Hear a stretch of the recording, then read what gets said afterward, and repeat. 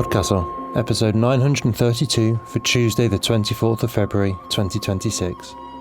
Carina by Anna Kahn, read by Nicola Chapman and produced by Eric Valdes. Rated PG-13.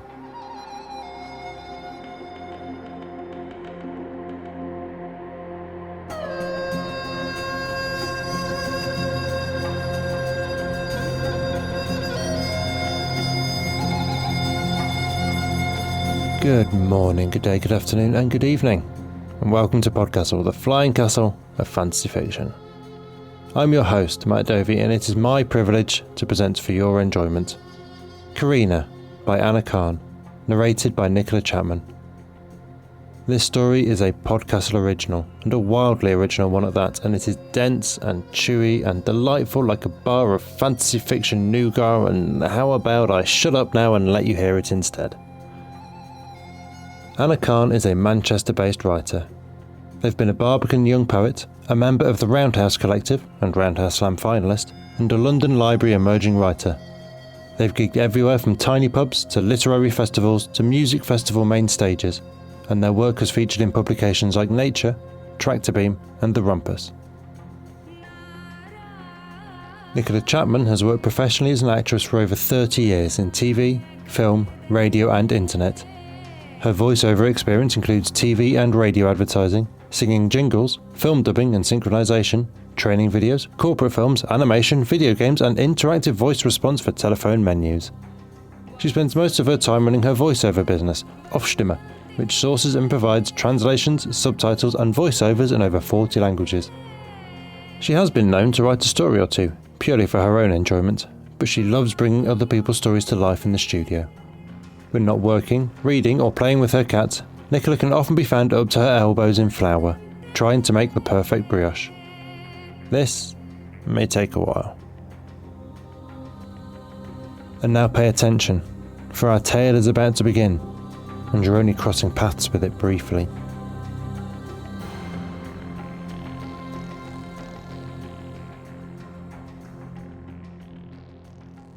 Carina by Anna Kahn. I've had a baby. Still feels strange that you don't know that. I've been looking forward to telling you. She's called Sophie, which you might have feelings about, and that's okay. I want you to know I think of you fondly and often. I guess that's everything. Sophie replayed the recording. Carina's lovely soft voice. You just missed her, the Citadel's newest receptionist said. I always do. A baby? There was joy in that, behind the anger. Not just normal existence of baby's joy, but fiercer, an illogical, selfish joy that the Carina Sophie knew, fighting and scrabbling through her 20s, would have a baby. Can't you catch up or something? Sophie hadn't realized the receptionist was that new. She could already feel herself slipping away. The Citadel had neither a front door nor a ground floor. It had a huge central staircase with hand-drawn maps pinned at the intersections. Or if you were among its more adrenaline-starved inhabitants, you could exit a window and descend as far as you pleased, gripping onto the handily placed buttresses, but either way, you never reached ground. Everyone called the floor with the reception desk Floor Zero because, while it wasn't a ground floor in any meaningful sense of the word, it was at least a reference point. The naming of the Citadel's levels was further inconvenienced by its irregularities of shape, its proliferation of spires, turrets, rooftop gardens, and the other more mysterious structures mushrooming outwards. Several of its duller inhabitants had proven that at least one rooftop existed, and therefore some part of the Citadel's verticality ended, at least on every level between floors 38 and minus 17.5. New arrivals were allocated an apartment. Shy Tony had sat Sophie down with the questionnaire. Preferences for view? Don't care. Sleeping habits? Night owl. Noise? Don't mind it. Neighbours or solitude? Neighbours. Drinking establishments? Quiet-ish. Languages? English, Yiddish, enough French and German to get by. Proximity to baths or a garden. Garden. A garden that was a riot for 2 months or a steady joy all year round. Riot. He tallied her answers on a custom-carved abacus, his voice and the bead clacks blending through each other towards an answer. Her optimal apartment was at the base of Old Man Turret on floor 12. "Seems a long way to climb all the time," Sophie had said. Shy Tony had scratched his greying temple. "You're still imagining an exit, topologically speaking." Sophie slipped into the world, still worrying about Carina. She recognised the location for once, near Bermondsey Station. The cars looked to be early 21st century. She had a handbag, lipstick, Hello Kitty keyring, purse containing a UK driver's licence for Margaret Danvers. Sophie was fairly sure she was in a man's body. "Hey!" someone shouted. "That's my handbag, you little bastard!" Damn it. Sophie legged it. Welcoming drinks had been planned in Sophie's honour on her first night in the Citadel. "We'll pop to your apartment first," Shy Tony had said. "When gregarious Tony does this bit, he jokes about offering to carry your non-existent luggage, but I'll skip that if you don't mind." The Citadel was hewn from something like granite, the interior cool. Balustrades and reliefs, carved faces all over that reminded Sophie of the cherubs at St. Paul's, which she'd always found odd. The synagogues of her childhood considered faces idolatrous.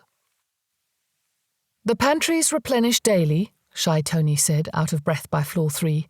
"Help yourself, or there are canteens. Oh, there you are. Thought you looked familiar." He pointed. It took her a moment to spot herself, carved into the stone. Her face as it had been at 15.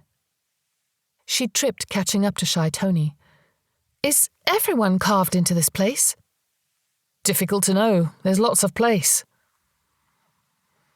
Sophie's apartment was fine. It looked over the mists, not much of a view, but she'd said she wasn't fussed. It had a bed, a low sofa by the viewless window. "There'll be clothing," Shy Tony said. "Might not be your style, but it'll fit. Don't ask me how it appears, because we don't know. Take an hour, get settled, and I'll fetch you for drinks." He left. Sophie's gaze caught the mirror, and goodness, there it was again. Her face. Adult now, but still her face. Something she'd never thought she'd see again, and now she'd seen it twice. Much like her mother's, her father only visible around the nostrils, the jaw. She spent most of the hour before Shy Tony's return staring. He smiled like he understood. The path to the pig's billet bent through torchlit corridors, across a rooftop where bees nosed neat rows of herbs. Gregarious Tony calls them bejewelled. Down small curls of stairs. Shy Tony pointed out the washrooms, Cariad Gardens, not yet a riot, the floor 11 canteen. The pig's billet was windowless, lantern lit. The wood panelling made a change from all the stone, at least. Everyone cheered when she entered. There was even a banner, "Welcome, Sophie." First her own face, now her own name. All this time she'd never slipped into a Sophie. Too many people introduced themselves before she made it into a chair. Carina dropped into the next chair without introduction, holding a glass of the mead that half the room was drinking. She clinked it against Sophie's. "Has Shy T given you the spiel? Welcome, being yanked out of yourself never stops being frightening, and we can't do anything about it, but at least we can all be scared together? That sort of thing?" Sort of," Sophie said. "I tuned it out too," Carina nudged her. "Look, bald guy with the red shirt? Javier, right?" "Right. He's about to slip away. He'll be so annoyed. He only just got back." Javier held out his arm to Scarlett, who had a French bob and a tumbler of the potato vodka that seemed to be the only other drink. She handed off her tumbler, took Javier's arm, and they disappeared. The thing that had been happening to Sophie since she was 15, the thing she had never seen from the outside, and nobody reacted apart from the guy left holding Scarlett's vodka. Fencer, Fisher, who necked it and wandered out. Telling reception, Carina had said. "We keep track of who we know isn't here, not that there's anywhere to evacuate to." Sophie ducked into an underpass to check her pockets. Wallet, bus pass. Right, this was 2005, and she was a 17-year-old boy called Barnaby Ross. Tricky, she had no address. Normally, if she found herself in a child's body, she'd hover and hope someone recognized her, but she couldn't do that when she'd just nicked a handbag. Once, before Sophie had thought through the ethics of tagging along, she and Carina had lasted 6 whole months in Hispania Ulterior. Carina had scraped together the little Latin she knew from school and set herself up as a travelling priestess, Sophie as her acolyte. In the evenings, after all the blessings of crops and so forth, Carina wrote poems, and Sophie was so angry they couldn't take them back to the citadel that she memorised the bloody lot.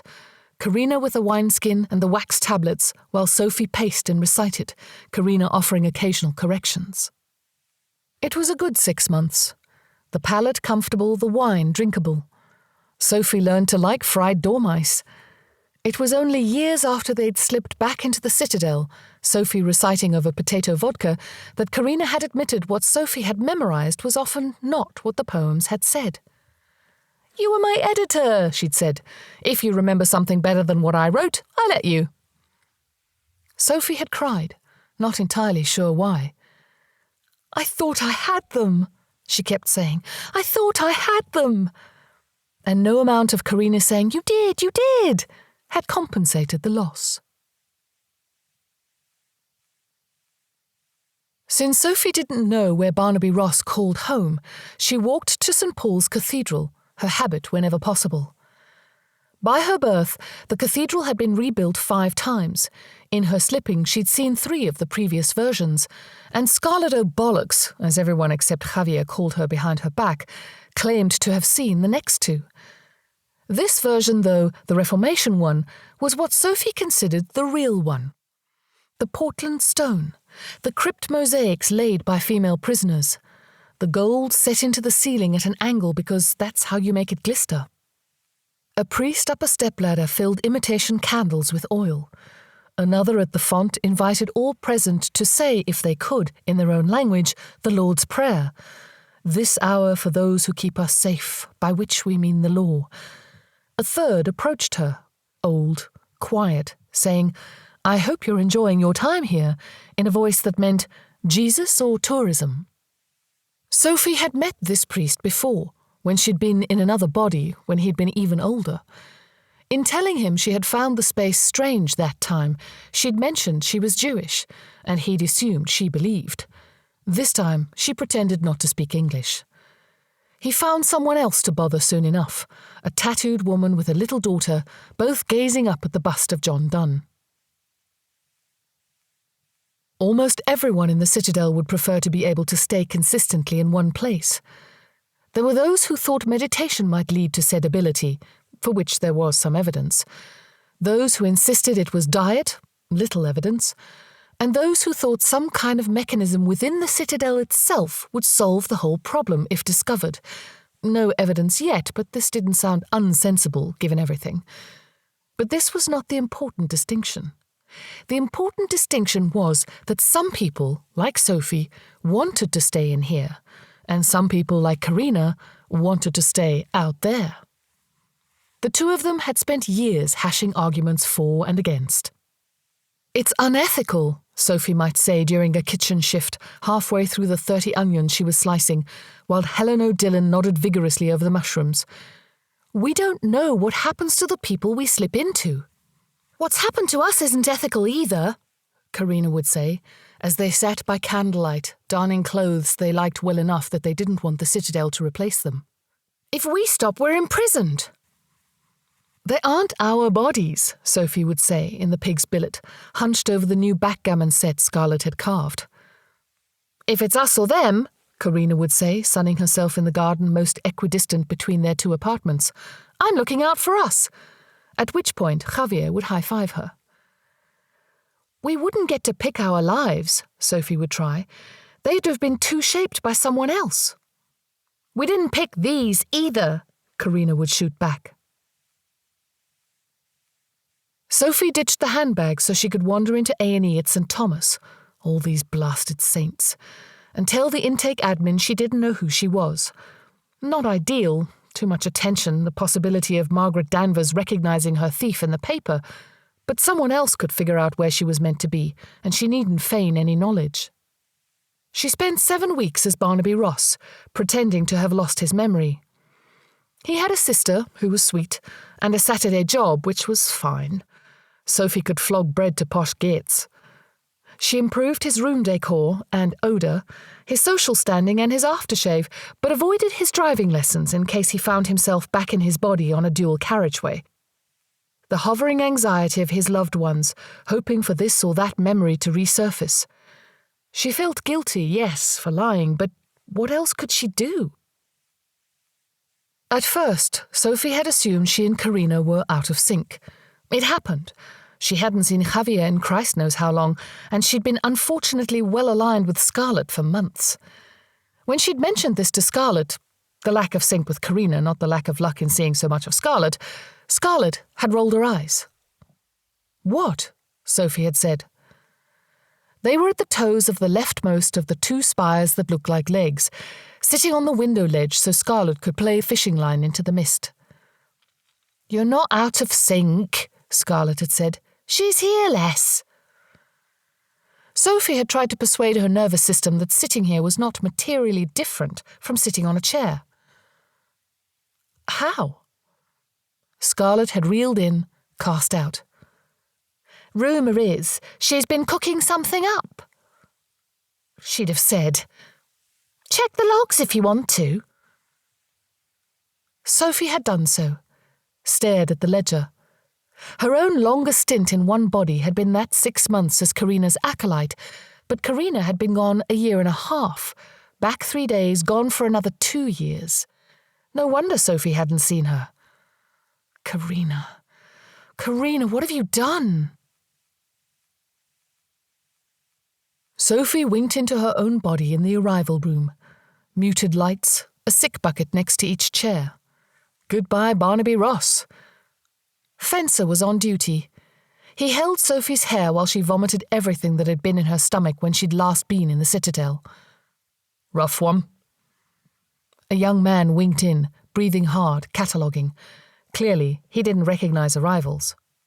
Fencer went to crouch by him. "Mate, you're okay. You're in your own body. You're in a place full of people who slip in and out just like you do. You're all right, mate." The boy looked defensive. "Fuck are you talking about?" Sophie staggered off.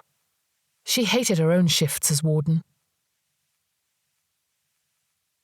After her conversation with Scarlett, Sophie had picked the lock to Carina's apartment. The pigs had appeared next to her while she dozed in Carriad Gardens, which felt like the Citadel's tacit permission. Carina's apartment was at the edge of floor 16, in an outgrowth that meant she had no downstairs neighbours, only an indefinite drop below. Sophie had been unsure what to look for. Something among the clothes and dirty plates to explain how Carina was staying in the world. Under a stack of tapes was a list of what looked like room designations, a star next to one. She'd recognised none of the landmarks. She'd gone to the Floor 9 library to look them up.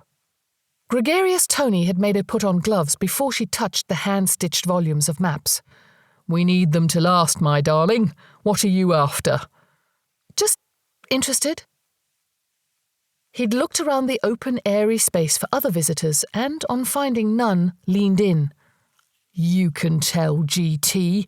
It all goes in and never comes out." This was, of course, bollocks. Gregarious Tony was to confidentiality as a sieve is to a bucket. Sophie hadn't wanted to mention the starred room.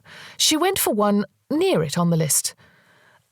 For that we want the index." Gregarious Tony pulled down another book. He paged through. "It's not between here and floor 100. Just a tick." He checked another book, then another. "Here we are, floor 396. Who on earth mentioned that?" Sophie had shrugged. "I was pretty drunk." The Citadel didn't have computers. but it had tape recorders. All of the Citadel's soaps and musical performances and podcasts were recorded painstakingly and circulated until they wore out.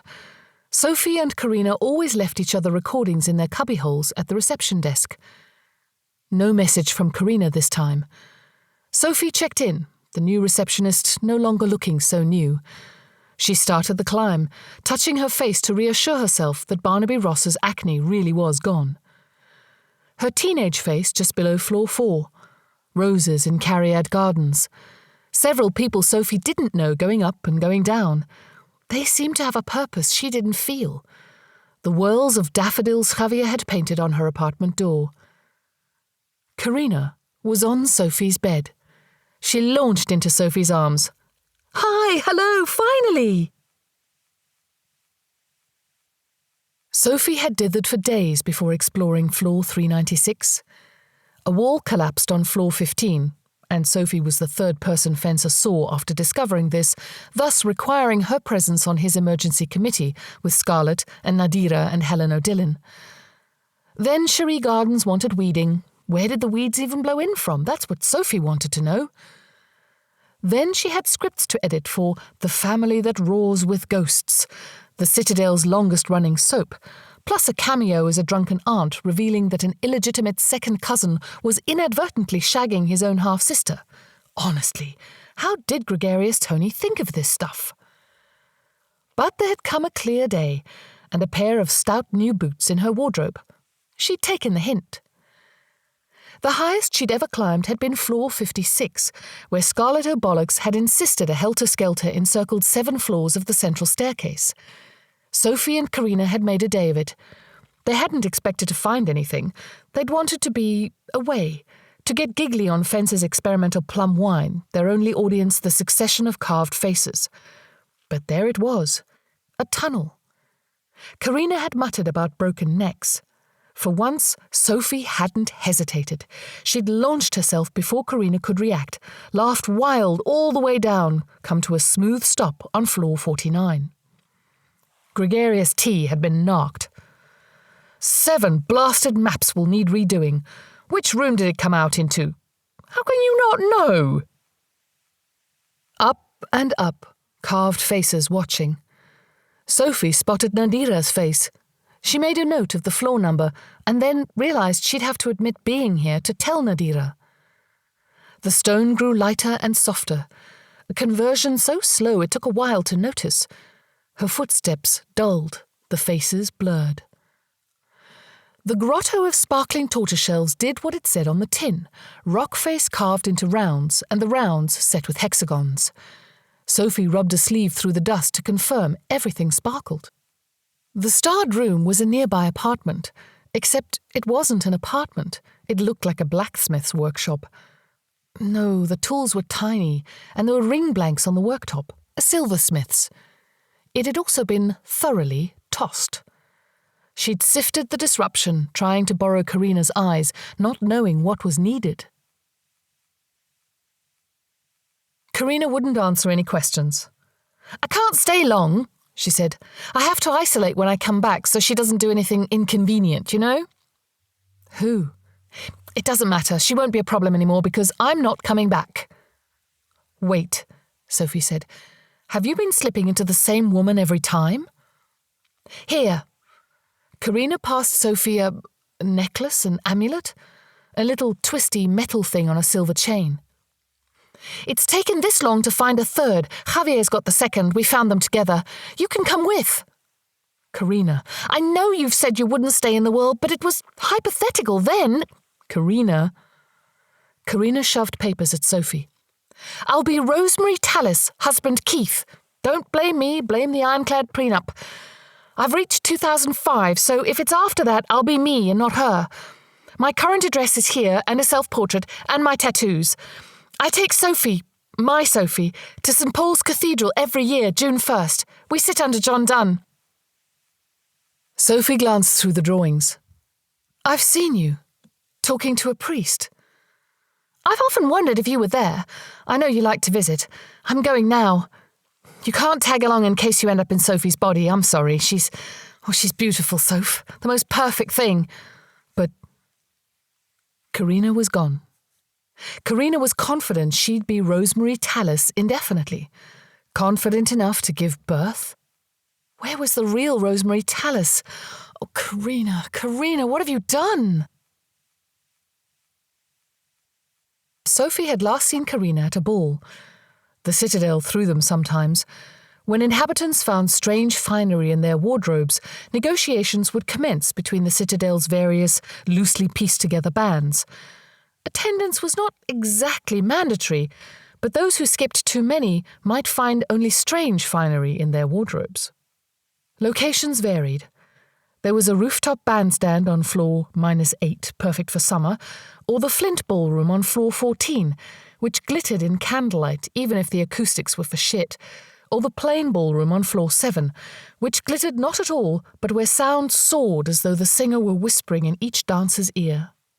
Sophie had started the evening plastered, after booze-soaked hours making canapés. Fencer's plum wine, now perfected, had flowed all night. The man himself picked out torch songs on one of Scarlett's zithers, and Nadira sang, everything flowing through the plain ballroom, Nadira's voice bodied with anger, a black glass knife in her black glass dress. Nadira had started slipping comparatively late in life, not as a teenager like the rest of them had. She'd had a wife, a son who would never know her, however many times she contrived to walk past him in someone else's body. Carina had stuck close, matched Sophie drink for drink. Forest green velvet to Sophie's red silk, a silver chain Sophie didn't recognize slipping into her cleavage. If Sophie had known it was their last night, she'd have... what?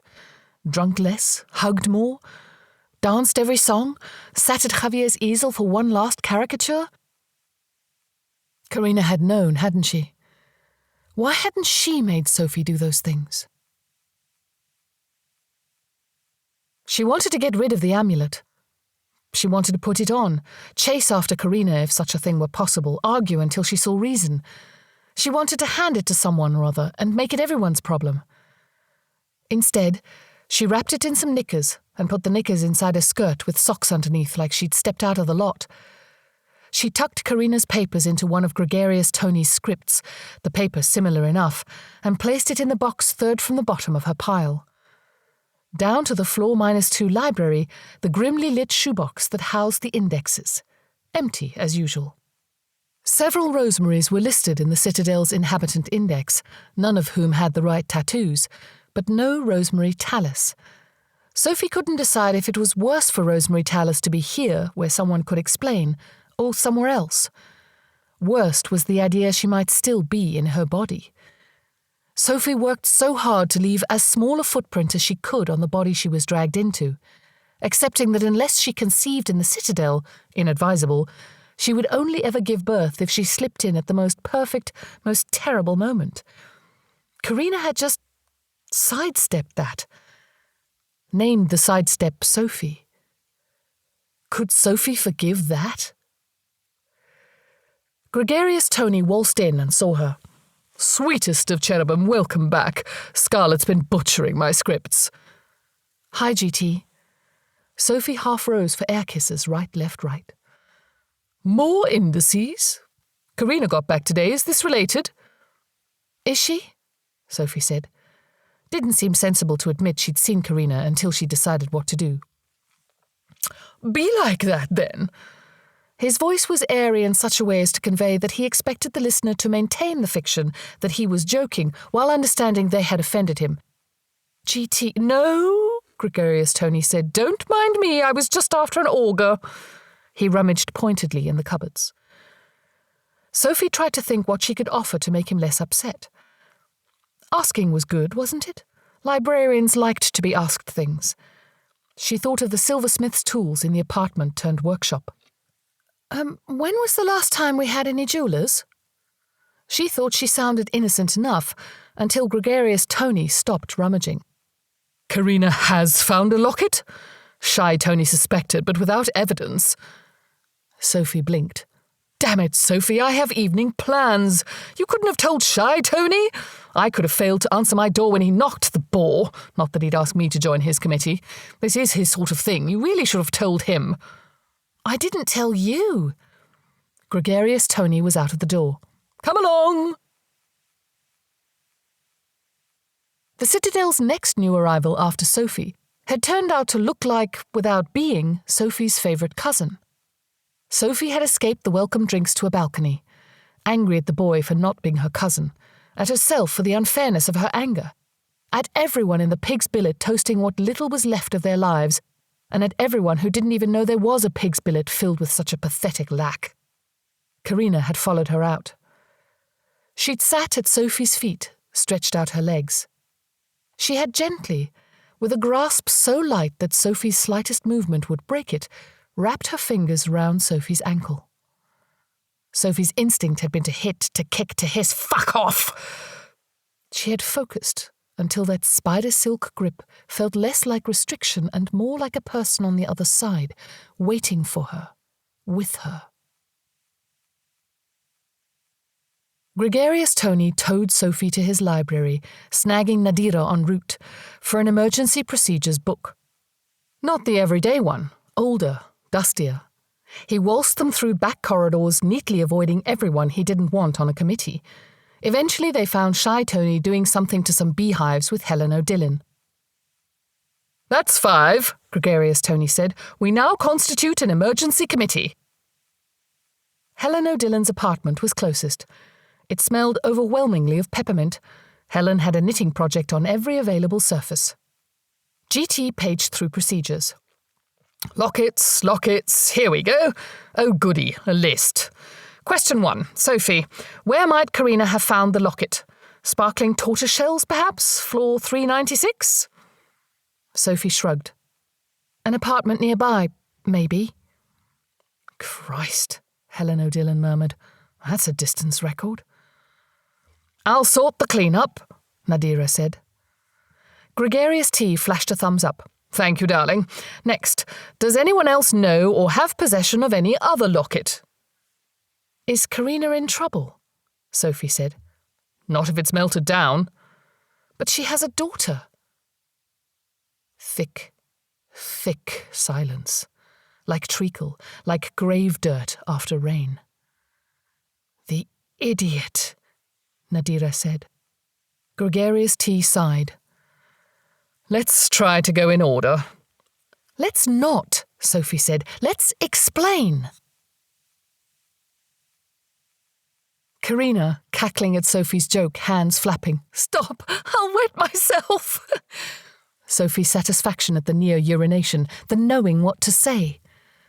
Carina, wrestling a poem while Sophie wrestled script edits, silence only broken for one to ask the other for a word they couldn't find alone. Carina, dancing in the plain ballroom and the flint ballroom, ancient Spain and far future Prague. Carina with a baby called Sophie. Carina, what have you done? You know Carina's actions aren't right, Shy Tony said. Of course Sophie knew.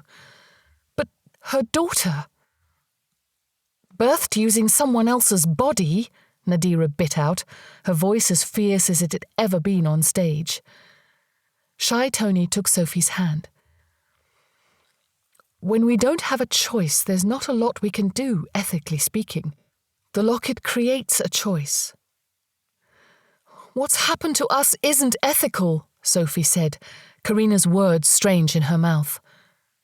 It's worse, Shy Tony said, like she hadn't spoken, that she's using the same person's body for such extended periods. So, what, you'd remove her from her daughter? Good thing she isn't coming back. Treacle. Grave dirt. The silence sticky-tackied. Then we'll fetch her, Helen O'Dillon said. Where and when is she? Her child... Don't talk, Nadira said, about children.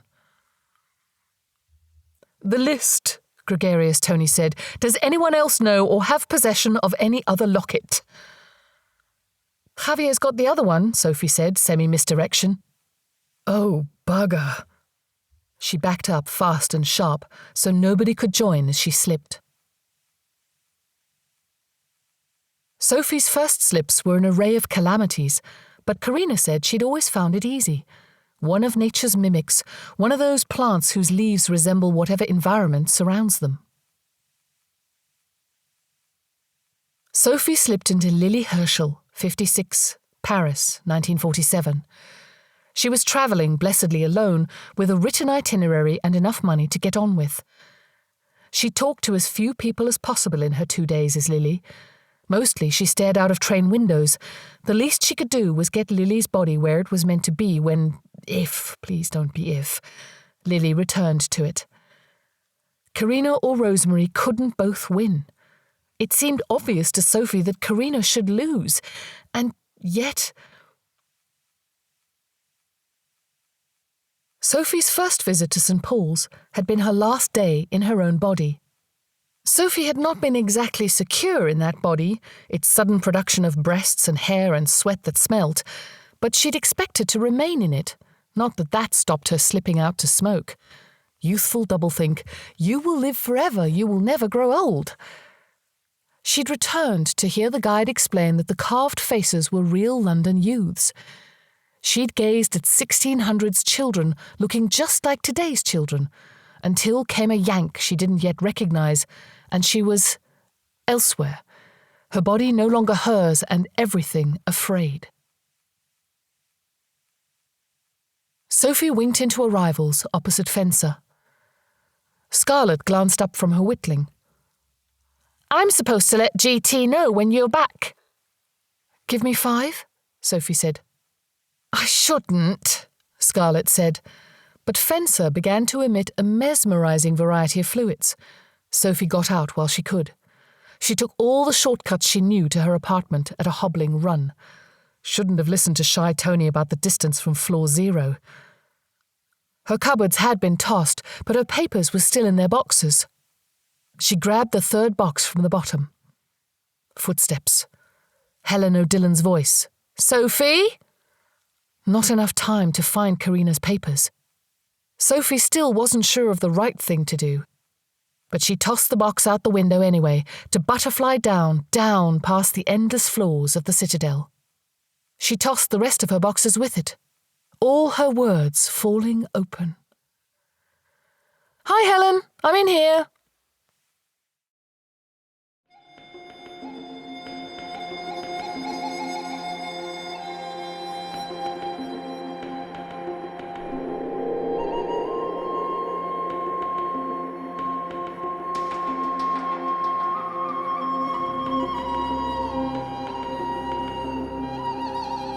And welcome back.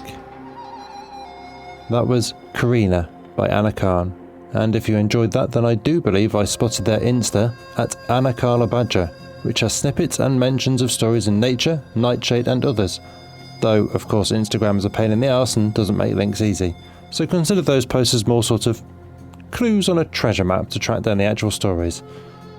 The things you work for are always a little sweeter, aren't they? Anna sent us these notes on today's story.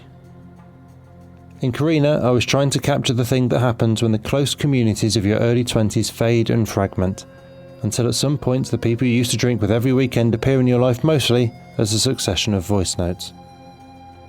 I tried setting it in some kind of Hotel of the Damned, but it didn't click until I found the Citadel, uncovering the logic of it sentence by sentence, realising slowly that what these characters needed for a setting was an odd child of a place with Gormenghast and the silo from Hugh Howey's Wall series as its parents.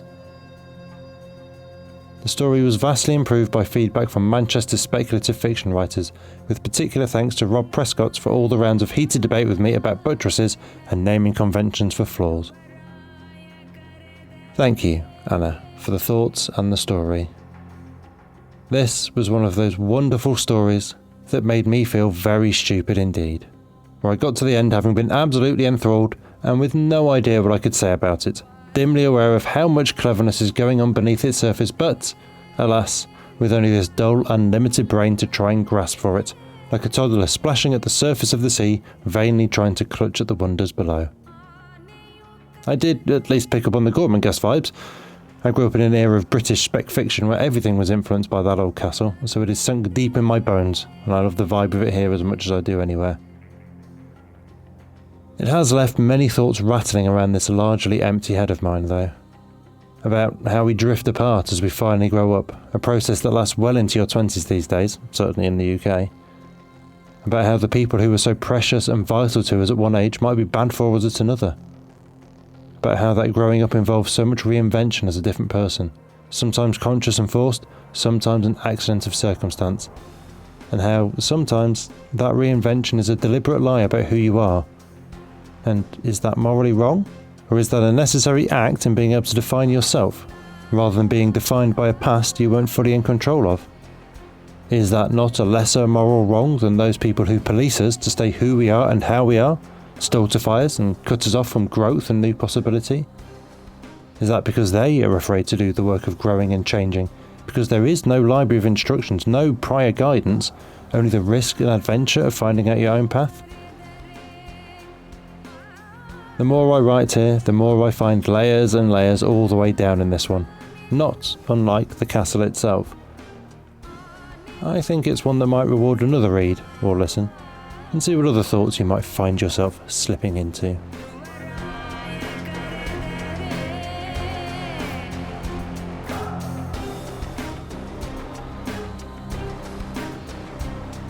That was our show for this week.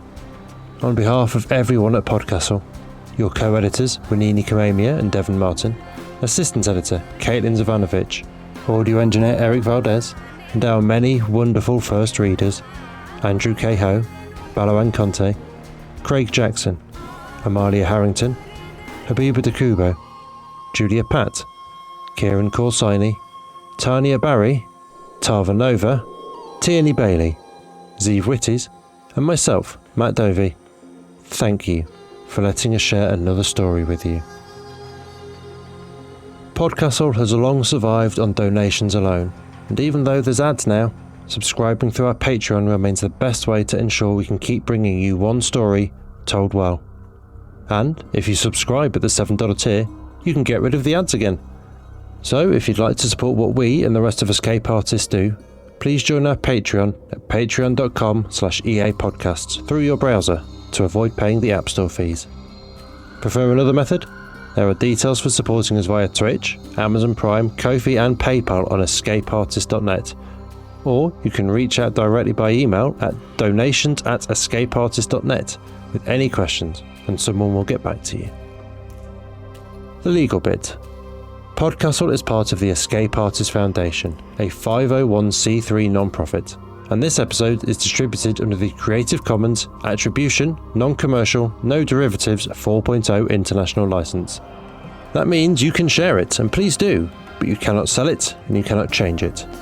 If you want specifics, check creativecommons.org. Our music is by Shiva in Exile. We'll be back next Tuesday with another fantastic tale. In the meantime, you might care to check our sister podcasts, Escape Pod for science fiction, Pseudopod for horror, Cast of Wonders for YA speculative fiction, and Cat's Cast for speculative cat stories. If your heart belongs to us, though, we'll see you next week. Be safe and be kind.